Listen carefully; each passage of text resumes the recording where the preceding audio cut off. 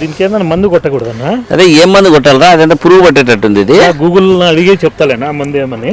కాదా chat GPT అనేది వచ్చిందంట కదా. 15 రోజుల నుంచి నేను వచ్చిపోతున్నాను, ఇంతవరకు ఒక్క టమోటా కాయ కాయలేదు. ఇంకా టమోటా కోసం నేను ఎన్ని రోజులు వెయిట్ చేయాలా? అసలు ఏం మందు వాడుతున్నారు, ఏం ఎరువులు వాడుతున్నారు మీరు నాకు చెప్పండి, ఇప్పుడు తెలియాలి నాకు. టమాటా కాయలా?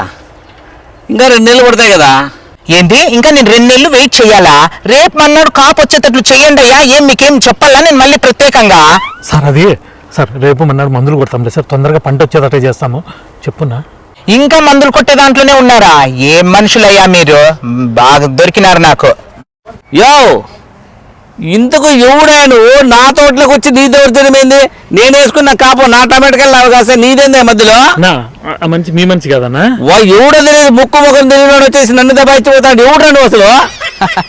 నేనా ఈ పక్కన పల్లెలో ఉంటాను. నా పెన్లాము 15 రోజుల నుంచి టమోటా కాయలు తీసుకురా అంటే 15 రోజుల నుంచి ఇక్కడ తిరుగుతున్నాను. ఒక్క టమోటా కాయ కూడా కాయలేదు. ఎవరురా నువ్వు? ఇంత టాలెంటెడ్ ఉన్నావు. You are really a god gifted child.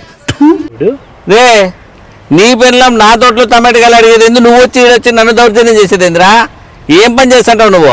కొన్నారు కాబట్టి ఈ ఒక్క తోటే మీ తోట, కానీ నాకు అట్లా కాదు. ఆ తోట, ఆ పక్కన తోట, అన్ని తోటలు నావే. ఎందుకంటే నేను కొనను, అన్ని కొట్టేసుకొని పోతూ ఉంటాను.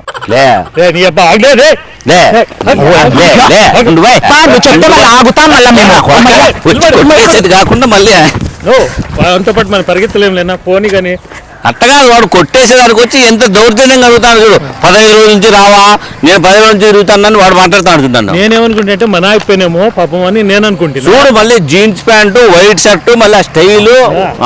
ఈ తోటలన్నీ నావే, ఈ తోటల్లో కాసే కాయగూరలన్నీ నావే. నాకెవ్వరు అడ్డు రాకూడదు.